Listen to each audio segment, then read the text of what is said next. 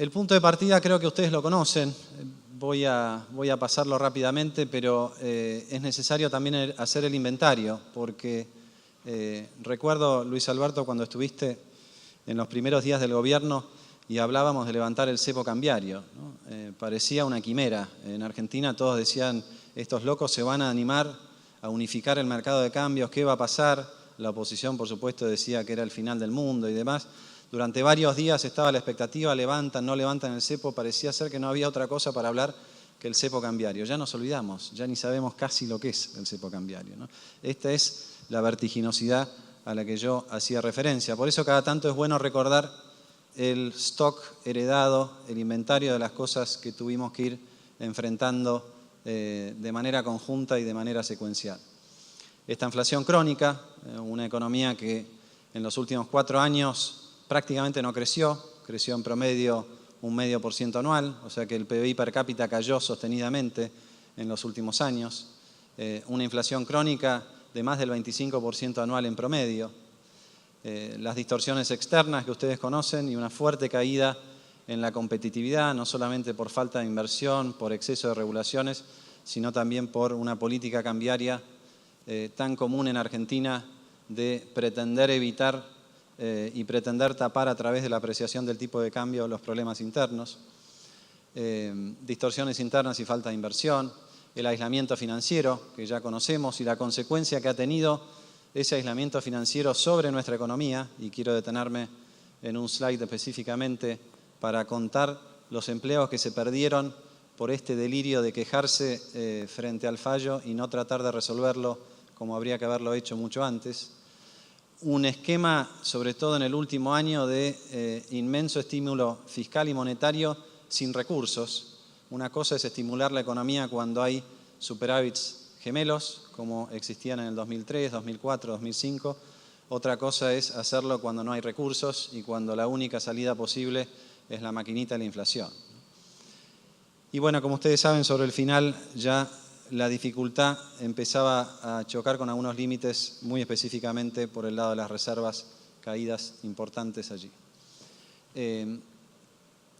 Estamos en esta transición donde estamos ordenando el desorden para poner la cosa en orden, si se me permite la redundancia, para que entonces sí tengamos reglas de juego, la cancha marcada, para que todo esté donde tiene que estar, para que ustedes, los que están allí, argentinos del sector privado, empiecen a jugar y que nosotros desde el sector público le podamos entregar la posta con un marco claro de reglas de juego, de regulaciones y por supuesto con un Estado que va a estar controlando que no haya excesos, pero que va a estar dejando jugar, usando la analogía futbolística. Desmantelar los controles cambiarios, ya lo conté, no viene al caso retomarlo. Resolver los litigios de deuda, ahora vamos a explicarles porque sé que hay mucho interés y porque francamente esta es una semana crítica en orden a lo que esperamos sea el último capítulo de esta saga que nos llevó varios meses a ordenar. La política monetaria, a la que hago referencia solamente desde el punto de vista macroeconómico, porque ahora sí tenemos un Banco Central independiente que sabe hacer las cosas y que no necesita que el ministro de Finanzas le indique ni le haga de vocero, pero evidentemente la política monetaria está contribuyendo a moderar el traslado a precios de algunas de las decisiones que tomamos. La política comercial, nosotros hemos levantado todas las barreras pararancelarias, las declaraciones juradas de importaciones. Esto requiere quizás alguna discusión adicional con nuestros socios comerciales, porque a lo largo de los últimos 7 u 8 años, a medida que Argentina iba cerrando más su economía, fue natural que otros países tuvieran la respuesta de cerrarla también.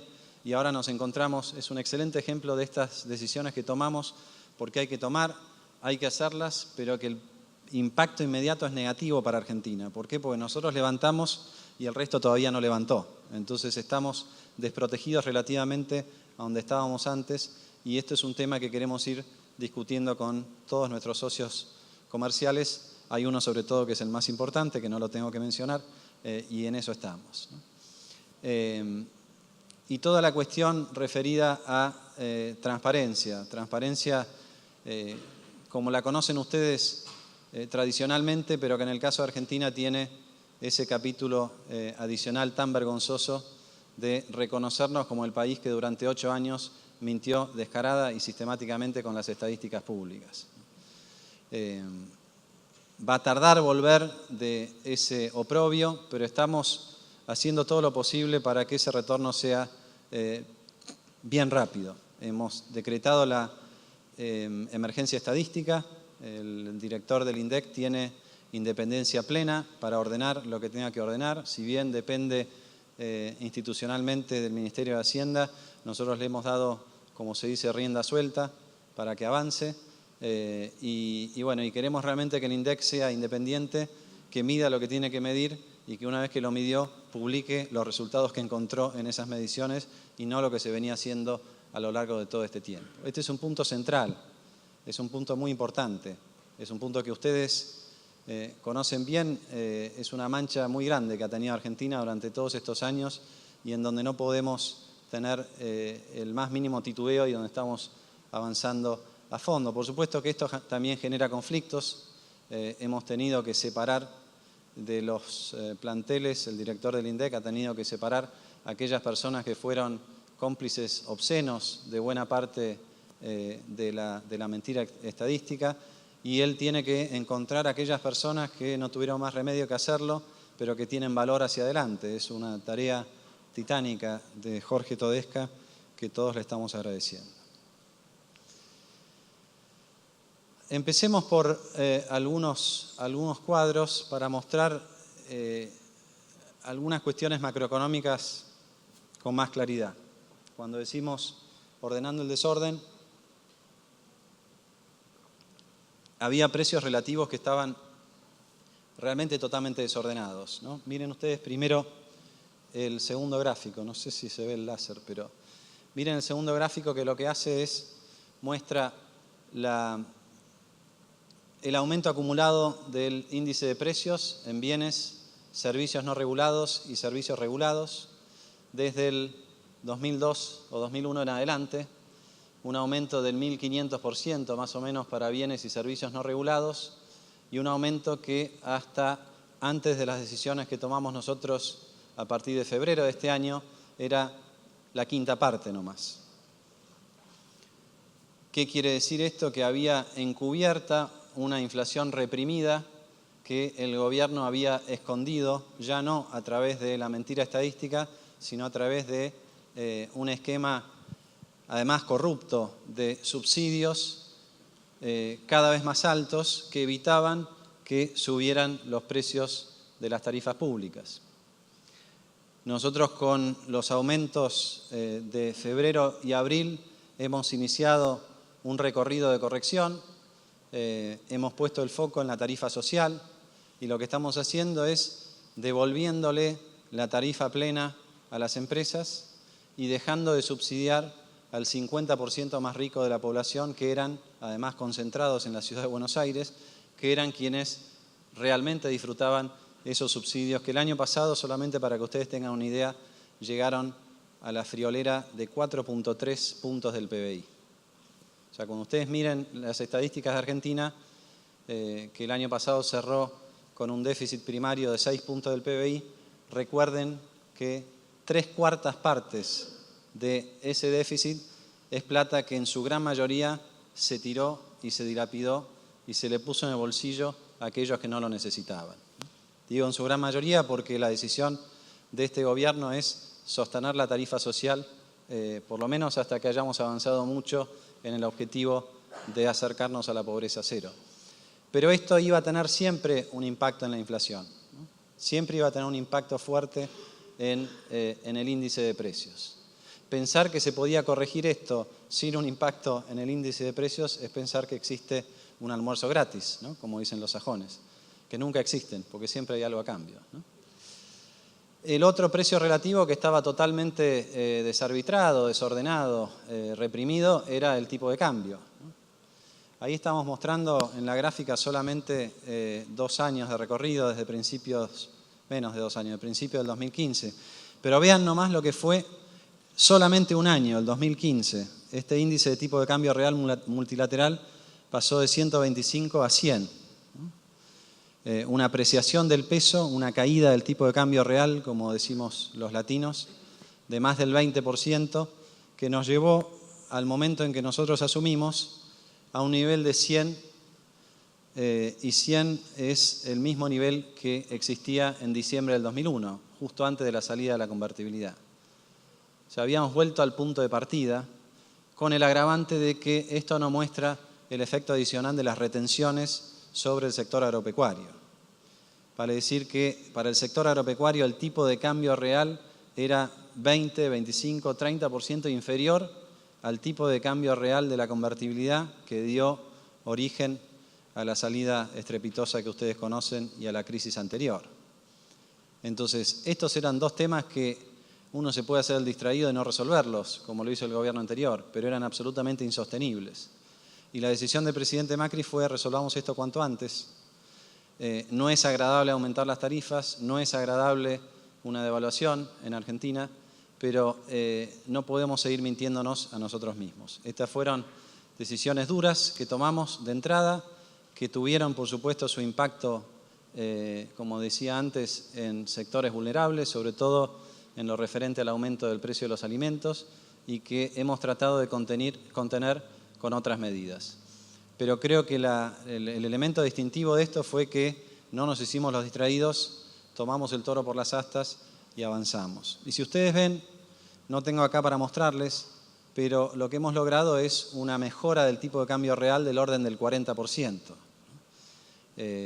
A 5 meses, casi 4 meses y pico de esta decisión, bueno, no es poca cosa en el marco de la historia argentina. La contracara de esto es que el traslado a precios ha sido mucho menor de lo que cualquiera podría haber imaginado. Banco Central, me detengo rápidamente. 2 mensajes de este slide.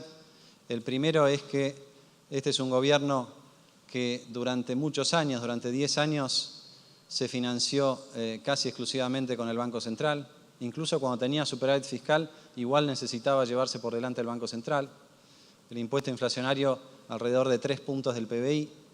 Nuestra reforma estructural va a ser no depender de ese financiamiento del Banco Central y poder reemplazar esos recursos con recursos genuinos. Y el gráfico de la derecha muestra lo que ha sido la desaceleración notable de los agregados monetarios desde que asumió Federico Sturzenegger. Estaban creciendo al ritmo del 38% anual, hoy están en el orden del 26, 25% anual. Por supuesto que la contracara de eso es una suba muy fuerte de las tasas de interés, que a nadie le gusta tenerlas tan altas, y que cuando, esta es la decisión del Banco Central, cuando haya indicios claros de que ya la inflación pegó la vuelta, estas tasas van a bajar y posiblemente bajen muy rápidamente. Fíjense que en la primera parte, en los primeros meses, hubo una baja muy fuerte, vean la línea roja que después se tuvo que corregir. Bueno, la idea es que podamos ir llegando a aquellos niveles en forma más gradual una vez que la batalla contra la inflación esté mejor acomodada y mejor ordenada.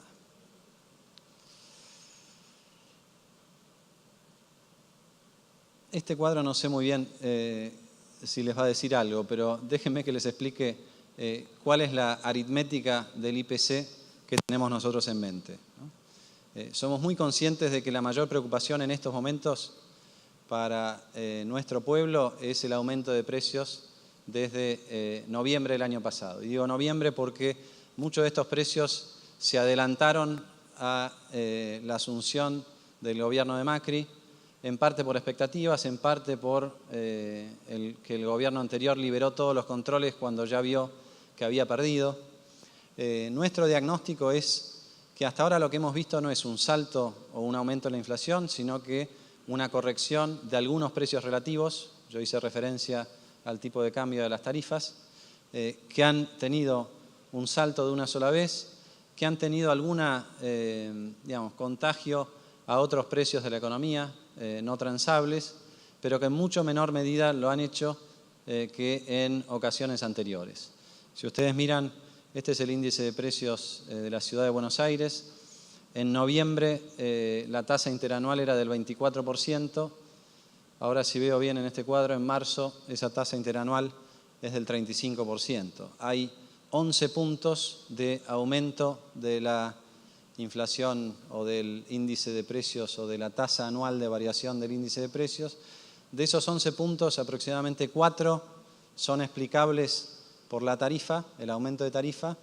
Los otros 7 puntos hay que explicarlos por una combinación de cosas que no podemos separar. Pero si hubiéramos tenido el mismo pass-through, y esto es lo que intenta mostrar este cuadro, que en ocasiones anteriores, por ejemplo en la última devaluación del gobierno anterior, que fue casi exactamente 2 años antes, entonces el traslado a precios hubiera sido de 20 puntos, no 7 puntos. Vale decir, nosotros estamos en estos momentos con 13 puntos menos de inflación de lo que hubiera sido si la reacción de los precios hubiera reflejado devaluaciones anteriores de Argentina. Una conclusión que podemos sacar de esto es que las expectativas de inflación están bastante más ordenadas y bastante más orientadas hacia el mediano plazo y que por lo tanto hay aceptación de esta idea de que muchos de estos aumentos son de una sola vez y transitorios. Y la otra cuestión es que desde el punto de vista macroeconómico hay un gobierno que está ordenando la parte monetaria y está ordenando la parte fiscal. Básicamente está trabajando sobre las causas de la inflación, a diferencia del gobierno anterior que provocaba la inflación y después parecía que se preocupaba trabajando sobre los síntomas o sobre las consecuencias, ¿no? Por supuesto que en el corto plazo es mucho menos simpático la propuesta nuestra, pero es mucho más sostenible y sustentable en el mediano plazo. Nosotros tenemos una meta de inflación para este año con un techo del 25%. Yo sé que para muchos analistas esto todavía luce alto. Nosotros creemos que más de uno de esos analistas se va a sorprender de la manera en que la inflación va a bajar en la segunda mitad del año en cuanto desaparezcan el efecto de una vez de alguno de estos aumentos a los que ya hacía referencia. Por supuesto que lo que nosotros tenemos en la cabeza es la inflación nacional, por algo somos un país federal. El problema que tenemos es que no hay un índice del INDEC todavía nacional, entonces tenemos como referencia el índice de la ciudad, que está a su vez, no digo contaminado, pero está afectado por la modificación de las tarifas, que es una de las cuestiones. Si nosotros miramos alrededor del país, la alternativa que tenemos es el índice de San Luis, pero ya van a aparecer otras alternativas que les adelanto están dando más o menos lo mismo. Entonces ese salto en la inflación que ustedes vieron en ese cuadro de la ciudad de Buenos Aires es mucho menor en el caso de las provincias del interior. ¿Por qué? Porque esas provincias no tenían la magnitud de subsidios que había en la capital federal y en el conurbano. Por lo tanto, el precio de los servicios públicos ya era bastante más alto en esas provincias que en la ciudad de Buenos Aires y por lo tanto los ajustes que han tenido en tarifas en esas provincias son mucho menores de los que han habido en la ciudad de Buenos Aires. Si tomamos eso en cuenta, nosotros insistimos, la idea de un índice de precios nacional, que no tenemos pero que tendremos hacia el año que viene, nos permite todavía sostener que hacia finales del año la tasa de inflación va a estar convergiendo a esos niveles y muy posiblemente sobre el final del año, si miramos la tasa mensual desestacionalizada y anualizada, ya vamos a estar más cerca del 17 que del 25. Por supuesto que esto todavía parece una expresión de deseos, pero han habido otras ocasiones de la vida política de Argentina donde todos los analistas decían una cosa y al final el presidente del Banco Central del momento o el ministro de Economía terminó teniendo la razón. No fueron las más, pero existieron. Así que bueno, en tanto y en cuanto hay algunos de los que entonces tuvieron razón que ahora están a cargo, démosle por lo menos el margen de la duda, ¿no?